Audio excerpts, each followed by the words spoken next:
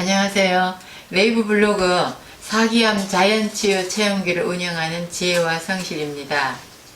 오늘은 제가 많이 받는 질문에 대한 답변을 준비를 해봤습니다. 그 중 하나가 고기를 먹지 않는다고 하니까 고기를 먹지 않으면 단백질 보충은 어떻게 해요? 이런 질문들을 많이 하세요. 그래서 그거에 대해서 좀 설명을 드리고 제가 어떤 식으로 단백질 보충을 하고 있는지에 대해서 말씀을 드릴게요. 우리가 보통 1일 단백질 권장량을 이렇게 사람들이 많이 얘기를 하는데 저는 그 태초 먹거리 교육에서 그 이계호 교수님의 교육을 받았는데 1일 단백질 권장량은 몸 1kg에 1g이다. 그러면 60kg, 저는 지금 50kg인데 50kg인 사람은 50g이겠죠. 보통 달걀 한 개가 60g 정도거든요. 대충 어느 정도 양인지 아시겠죠? 근데 보통 우리가 식당에 가서 고기를 이렇게 시킬 때 1인분이 몇 g이냐 하면 보통 150에서 200g이라고 그래요. 그러면 그 고기 식당에서 먹는 1인분 갖고 우리 같은 경우는 뭐 1인분도 남겠지만 그전부터 제가 고기를 많이 먹진 않았어요. 소화를 잘 못 시켜서. 근데 남자들 덩치 좋은 사람들은 엄청 많이 몇 인분씩 먹거든요. 그래서 굉장히 위험한 거 아닌가 하는 생각을 하는데 이 책에 많은 책에서 동물성 단백질이 과잉됐을 때 암이나 비만, 심장병, 당뇨병, 자가면역질환, 골다공증, 신장질환, 안구질환, 뇌질환 이런 게 오고 특히 신체의 에스트로겐 그 비율이 깨져버려서 그 비율이 변화되고 균형이 깨진다고 하는데 평소에 고기를 많이 먹는 사람일수록 에스트로겐의 호르몬이 줄어들 때는 그 영향력이 굉장히 크다. 갱년기가 왔을 때 그런 내용도 책에 나오고 있습니다. 그런 걸 보면 평소에 체중 감량을 위해서 뭐 황제 다이어트를 한다고 고기만 먹는 사람도 있고 저탄고지라고 해서 탄수화물을 적게 먹고 지방을 많이 먹는 그런 다이어트 하는 사람들도 있고요.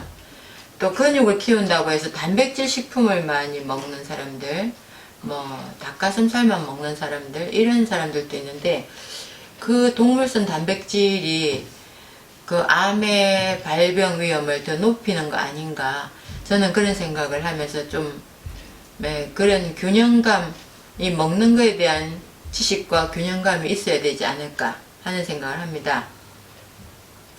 특히 동물성 단백질 함께 들어있는 고기에는 단백질만 있는 거 아니잖아요.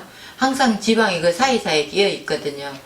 그 함께 들어있는 지방에는 아라키돈산이라는 강력한 그 암 종양의 성장과 전혀 연관성이 있는 그 물질이 많이 들어있다고 그래요. 그래서 병원에서 항암을 할 때 고기를 먹으라 한다고 어떤 분들은 암 환자의 특권이다. 고기를 많이 먹는 거. 이런 식으로 얘기를 하면서 고기를 많이 먹는데 물론 항암을 할 동안은 굉장히 몸이 많이 힘들고 또 철분이 조절이 안 되기 때문에 철분이 부족해지기 때문에 고기를 권할 수도 있다고 저는 생각을 합니다. 그런데 항암을 하지 않는 경우 항암을 지금 당장 하고 있다면 물론 고기가 필요하다고 저도 생각을 해요. 근데 저는 항암을 워낙 하지 않았고 항암하는 걸 그렇게 찬성하는 편은 아니거든요. 근데 자기 생각대로 하는 거죠. 그건 자유라고 생각을 해요. 자기의 그 가치관대로 가는 건데 저는 공부를 하면서 항암을 하지 않은 걸 굉장히 지금 다행스럽게 생각을 하고 있는데 1일 섭취량 적정량이 보통 달걀 하나 내가 오늘 1일 섭취량을 달걀 하나를 먹었다 그러면 나머지 그 단백질을 먹지 말아야 된다는 거예요. 근데 달걀 하나고 뭐 생선 한 조각, 고기 반 토막, 요만 뭐 손바닥 반 정도, 그 정도가 일일 섭취량이다 하면 세 가지를 다 먹는 게 아니라 그 중에 한 가지를 먹었으면 나머지 먹지 말아야 된다는 거죠. 그렇게 하는데 이제 책에는 그렇게 나옵니다. 그리고 이 생선을 먹을 때는 양식 어류는 먹지 마라. 또 계란 고기는 유기농만 먹어라. 암 환자라면 그렇게 먹어라 하고 그렇게 권유하는 책 내용을 봤습니다. 그리고 붉은 고기에는 이 철분 함유가 많다고 해서 이제 뭐 철분을 많이 먹는 건 중요하다. 그것만 우리는 인식을 하고 있거든요. 그런데 철분은 필수 영양이지만 이 철분이 우리는 거의 다 부족할 때 빈혈이 오고 부족증에 대해서만 학교에서도 가르치고 그거에 대한 인식만 하고 있어요. 그런데 철분이 과했을 때, 이게 과량 들어갔을 때의 부작용에 대해서는 전혀 공부한 바가 없고 가르치지도 않았습니다. 근데 이 책에서는 철분이 부족한 것보다 과한 거 더 위험하다고 나오고요. 이 붉은 고기에서 나오는 철분이 과했을 때는 암이 성장하고 전이되는데 가속화하는 힘이 있다. 이렇게 나옵니다. 그래서 철분은 또 활성산소를 과량으로 발생을 하는 장치가 있어서 DNA 손상이 굉장히 많이 된다. 이런 얘기도 나오고, 붉은 고기를 선호하는 사람일수록 폐암 발생률이 30% 정도, 300%, 이게 300% 정도 이렇게 높다. 이런 연구 보고도 있습니다. 그래서 우리는 철분 결핍에만 관심을 갖지만 과잉에 더 큰 문제가 있다는 걸 인식할 필요가 있고요. 대부분의 단백질은 그 식물에서 섭취하는 게 가장 안전하다는 게 책에 상당히 많이 나옵니다. 이 책 무엇을 먹을 것인가, 이 책도 있고요. 또 음식의 종말이라는 이 책도 있습니다. 이런 책들은 우리가 먹는 음식에서 어떤 질병이 나오는지 이렇게 과했을 경우 이런 내용이 나오는데, 이런 책들에 나오는 내용을 제가 지금 정리를 한 거거든요. 그래서 대부분의 단백질은 식물에서 취해라, 이런 내용이 나오는데, 대부분의 사람들이 단백질은 그 계란이나 육류, 유제품 이런 데서만 취할 수 있다고 교육을 받아왔다는 거예요. 그래서 그건 굉장히 잘못된 교육이다. 이 내용이 나오고, 시금치와 콩에서는 소고기만큼 많은 단백질이 들어있다. 이런 내용도 나옵니다.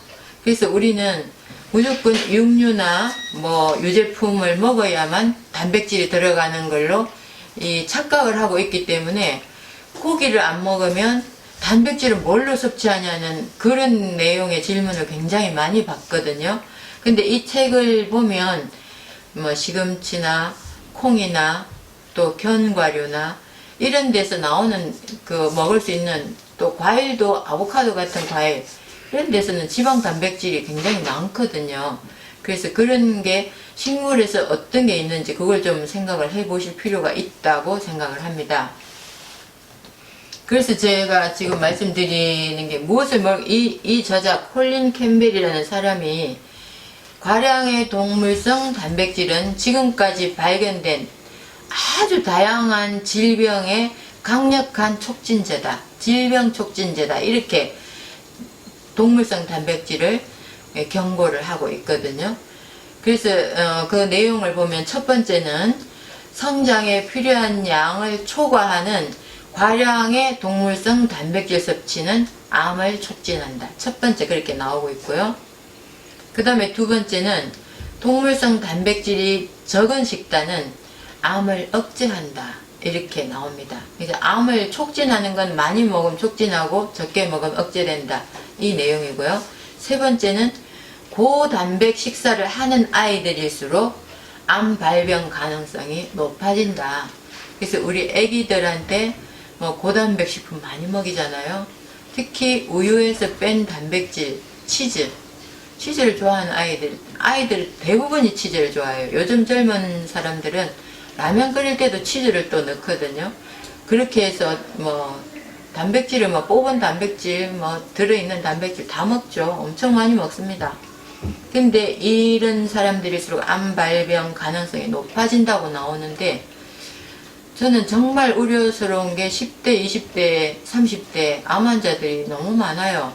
저를 찾아오는 분들 그 나이가 점점 어려진다는 게 저는 굉장히 우려스러운데, 특히 젊은 사람들은 정말 병원에서 항암하고 할 거 다 하고 이제 더 이상 병원에서 안 되겠습니다 할 때 자연치유를 생각을 하는 모양입니다. 그래서 자연치유 검색하다가 어떻게 제 블로그를 보고 저를 찾아와서 자연치유에 대해서 배우고 싶다.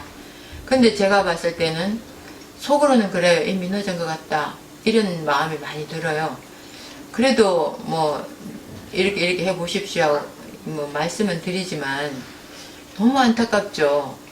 그래서 그런 경우가 많은데, 아이들일수록 고단백 식사를 지금은 많이 하고 맛있거든요. 입에서 당기거든요. 입에서 당기는 식사가 고단백 그 고기 이런 거기 때문에 그게 나중에 우리 아이들이 성장했을 때 질병을 지금 예약하고 있는 거 아닌가 하는 걱정을 하게 됩니다. 그리고 동물성 식품을 주로 먹는 사람들이 만성질환에 잘 걸린다. 이게 그 무엇을 먹을 것인가의 저자가 한 얘기고요. 만성질환이라고 하면 암을 비롯해서 당뇨병, 고혈압, 뭐 자가면역질환, 이 전부 만성질환이거든요. 그래서 동물성 식품이 그 만성질환의 위험도가 높다는 거.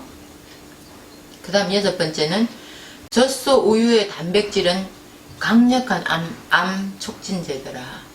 그렇게 이 연구 논문에서 나왔고, 카제인이라는 우유에 들어있는 단백질입니다. 카제인은 우리가 섭취하는 음식에서 암을 가장 많이 유발하는 물질 가운데 하나로 추정된다. 이렇게 그 무엇을 먹을 것인가의 저자가 얘기를 했습니다.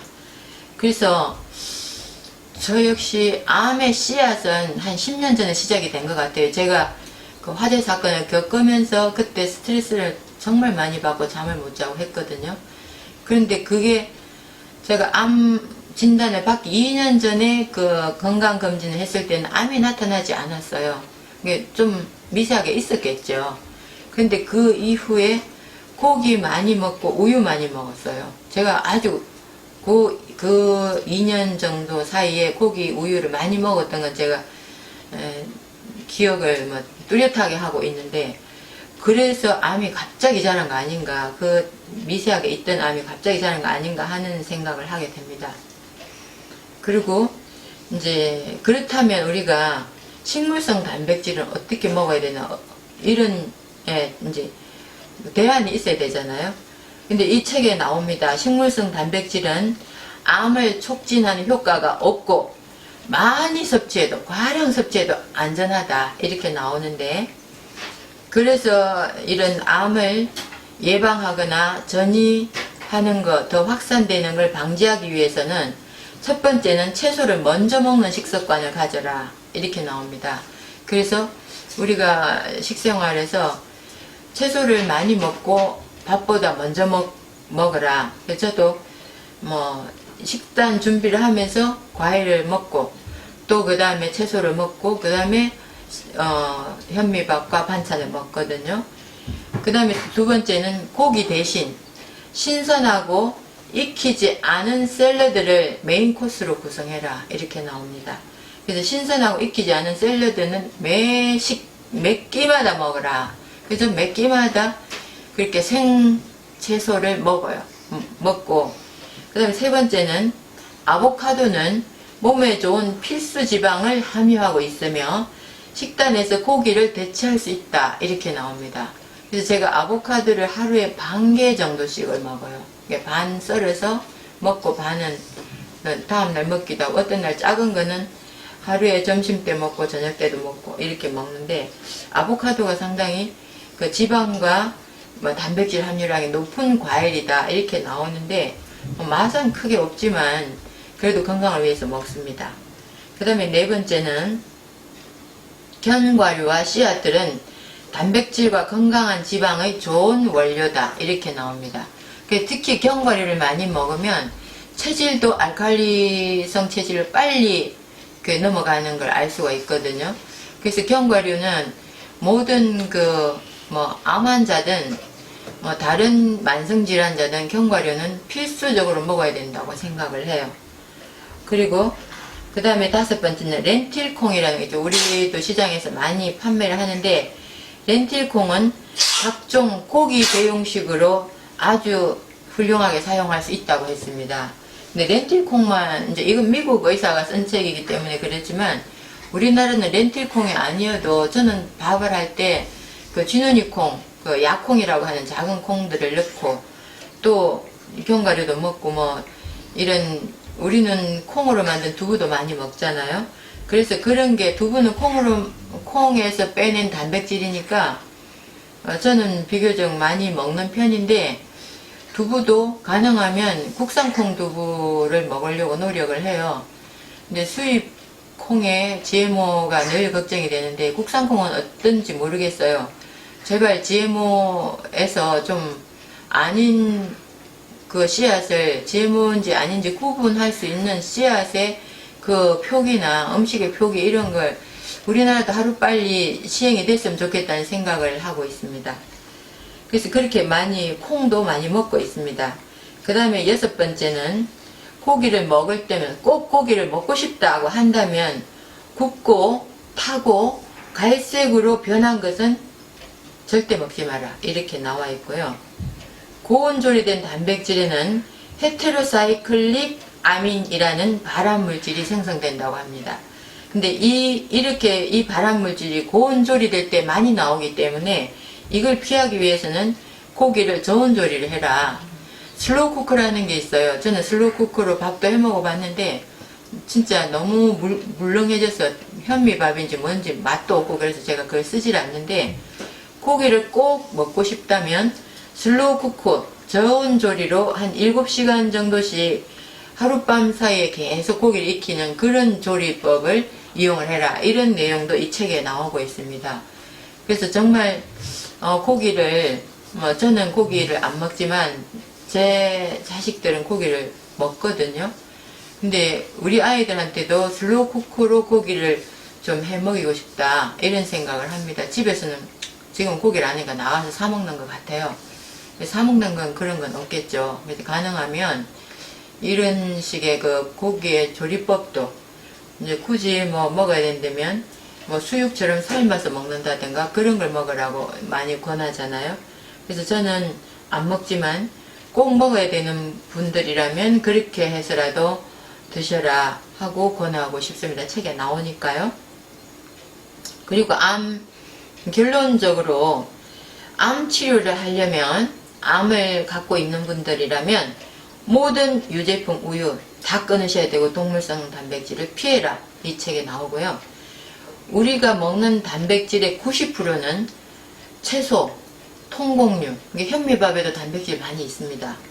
그 다음에 콩류, 렌틸콩, 씨앗류, 견과류, 새싹 채소 이런 데서 얻어야 된다는 게 결론입니다. 그리고 가장 건강한 동물성 단백질 꼭 먹어라, 꼭 먹고 싶다, 꼭 먹어야 되겠다 한다면 가장 건강한 동물성 단백질은 생선과 해산물이라고 하거든요. 육고기, 육류보다는. 그래서 또 생선 중에는 가능하면 양식을 피하고 통조림 생선은 먹지 마라 이렇게 나옵니다. 그래서 통조림 생선을 먹지 말고 양식을 피하고 가능하면 먼바다 생선을 먹어라. 그래서 저 같은 경우는 먼바다 생선, 특히 이제 황태 같은 경우는 동의보감에도 해독제로 많이 썼다고 하거든요. 그래서 황태를 아예 그냥 많이 사놓고 황태찜을 해 먹기도 하고, 황태를 푹 끓여서, 제가 한의사님한테 들은 얘기가 황태를 푹 끓이면 그게 아미노산, 오래 끓였을 때 나오는 그 국물에서 아미노산이 우리 세포가 받아먹기에 가장 쉬운 형태로 아미노산이 나온다고 했어요. 그래서 제가 황태를 많이 이용을 하고, 또 겨울에는 먼바다 생선으로 대구탕, 동태탕 이런 걸 먹기도 하고, 가끔은 고등어도 구워 먹습니다. 고등어도 구워 먹고, 그렇게 해서 좀 태평양 쪽에서 좀 먼 바다에서 난 거, 알래스카나 이런 데서 난 이런 생선은 좋다 하니까 그런 걸 먹고 있는데, 이제 뭐 아예 그것도 먹는지 안 먹어야 그것마저도 먹지 말라고 하는 그 교회 쪽에서 하는 요양원들은 그것마저도 절대 먹지 마라. 오로지 현미밥에 채소만 먹어도 된다. 이렇게 말씀을 하세요. 근데 저는 뭐 보충을 꼭 해서가 아니라 우리가 먹을 때 먹는 즐거움도 굉장히 중요하거든요. 무음식도 먹는 즐거움이 없고요. 너무 채소만 먹는 것도 즐거움이 없을 수 있습니다. 근데 즐거움이라는 건 또 엔돌핀이잖아요. 그래서 먹는 즐거움도 있고 또 활력도 가지기 위해서 과하지 않을 만큼 생선을 요만큼 한 토막 정도 그렇게는 뭐 가끔씩은 먹어도 된다는 생각을 하고 저도 그렇게 먹고 있고, 맛있게 먹고 즐거운 마음으로 운동을 하면 우리 암세포도 쉽게 면역세포가 잡아먹을 것이다. 그런 생각을 갖고 식생활을 하고 있습니다. 감사합니다.